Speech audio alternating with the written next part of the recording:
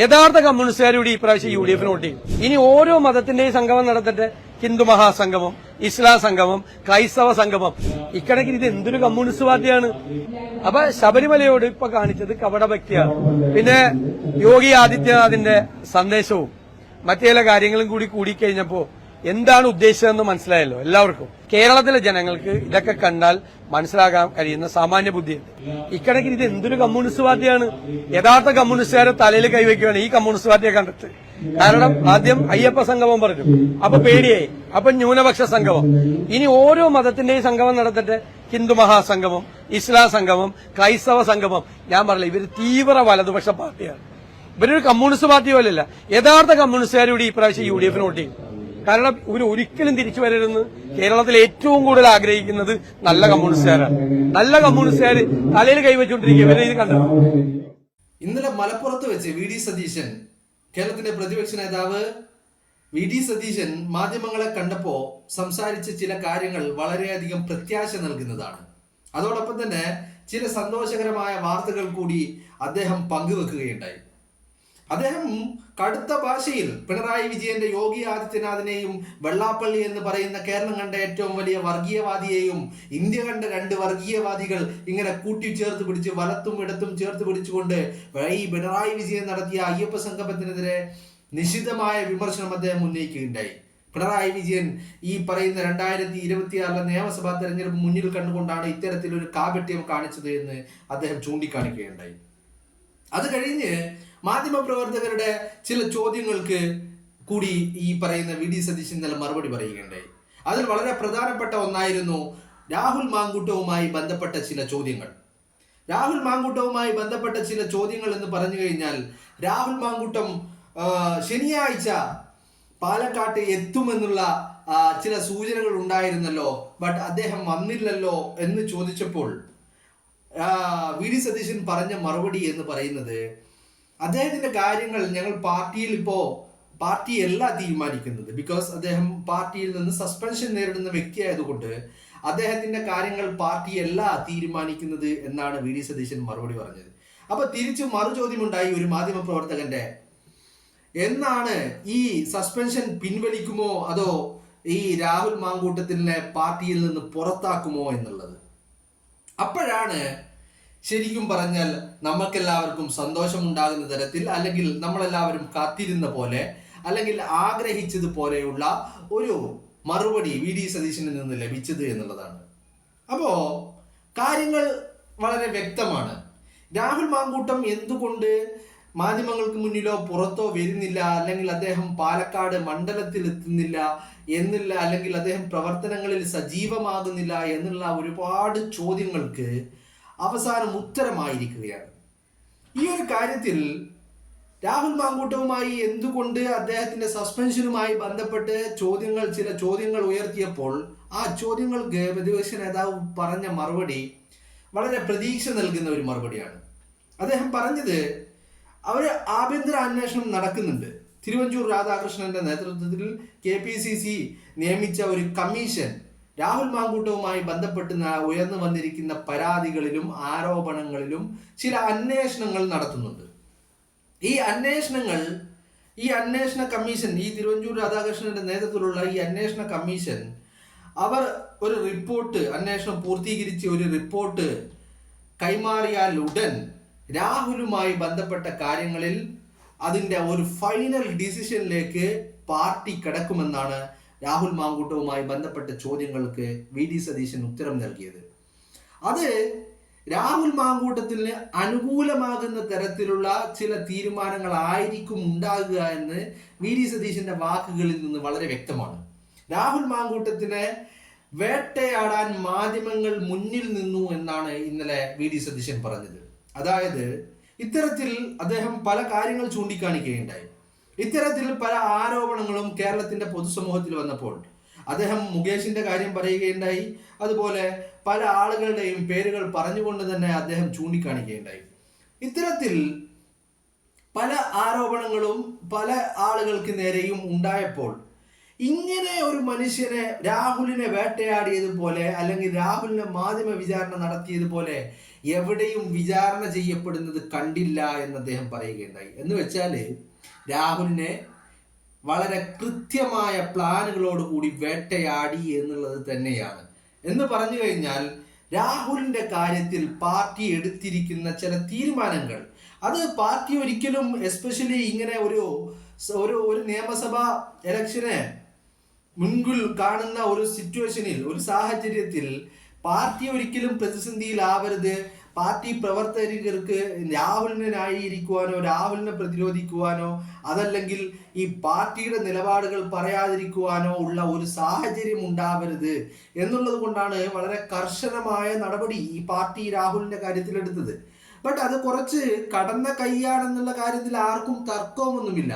But situation അത് demand ചെയ്യുന്നു എന്നുള്ളത് കൊണ്ടാണ് അങ്ങനെ ഒരു തീരുമാനത്തിലേക്ക് എത്തിയത്.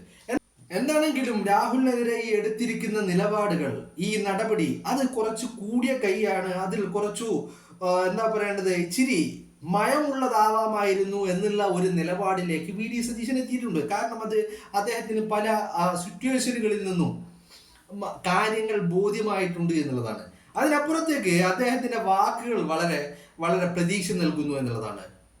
അതായത് എനിക്ക് തോന്നുന്നു ഈ തിരുവഞ്ചൂർ രാധാകൃഷ്ണനുമായി കമ്മീഷന്റെ ഈ റിപ്പോർട്ട്, ഈ അന്വേഷണ കമ്മീഷൻ അവരുടെ റിപ്പോർട്ട് അടുത്ത ദിവസങ്ങളിൽ തന്നെ അത് KPCCക്ക് കൈമാറുമെന്നുള്ളതാണ്.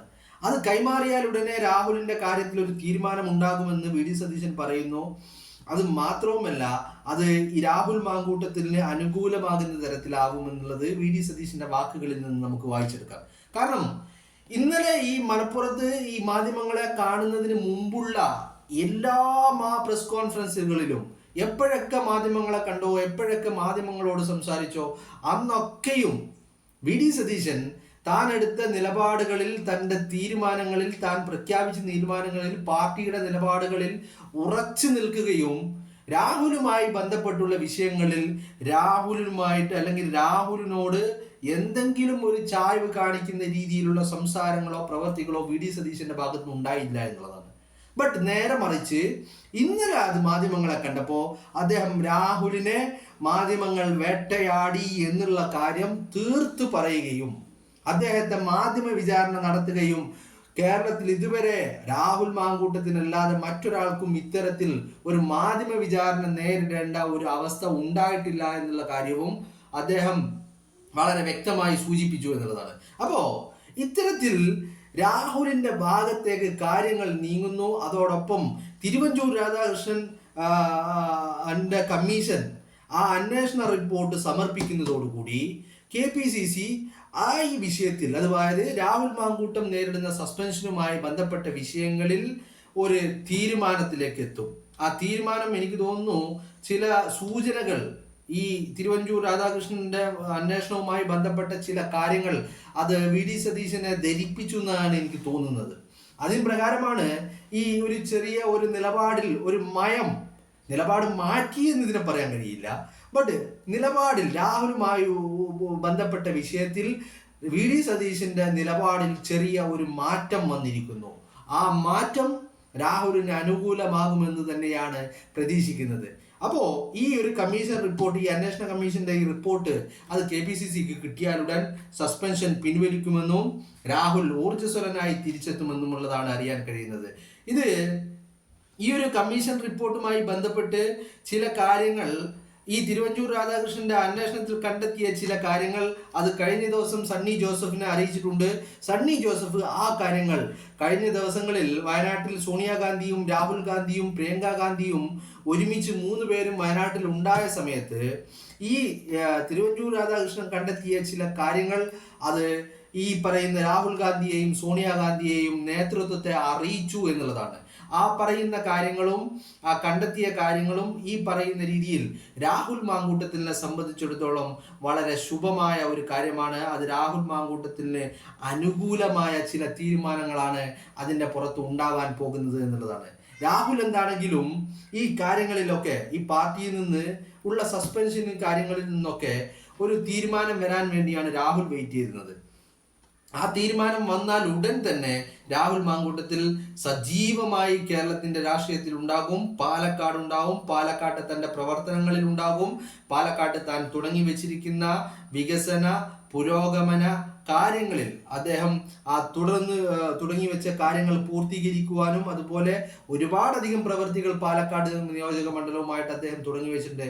ഇതിലൊക്കെ വളരെ സജീവമായിട്ട് രാഹുൽ മാങ്കൂട്ടത്തിൽ ഉണ്ടാവും. അപ്പോൾ അദ്ദേഹം ആഗ്രഹിക്കുന്ന ഒരു കാര്യം എന്ന് പറയുന്നത് ഇപ്പൊ ഈ പാർട്ടിയിൽ നിന്ന് നേരിടുന്ന സസ്പെൻഷൻ, അത് രാഹുലിനെ സംബന്ധിച്ചിടത്തോളം, പാർട്ടിയെ സംബന്ധിച്ചിടത്തോളം പാർട്ടി അത് അച്ചടക്ക നടപടിയാണ്. പക്ഷെ രാഹുലിനെ സംബന്ധിച്ചിടത്തോളം ഈ പാർട്ടിയെ എല്ലാ ഘട്ടങ്ങളിലും പ്രതിരോധിക്കുകയും പാർട്ടിയെ മുന്നിൽ നിന്ന് നയിക്കുകയും ചെയ്ത ഒരു വ്യക്തി എന്ന നിലയിൽ രാഹുലിനെ സംബന്ധിച്ചിടത്തോളം ആ ഒരു സെറ്റ് ബാക്ക് ആണ്.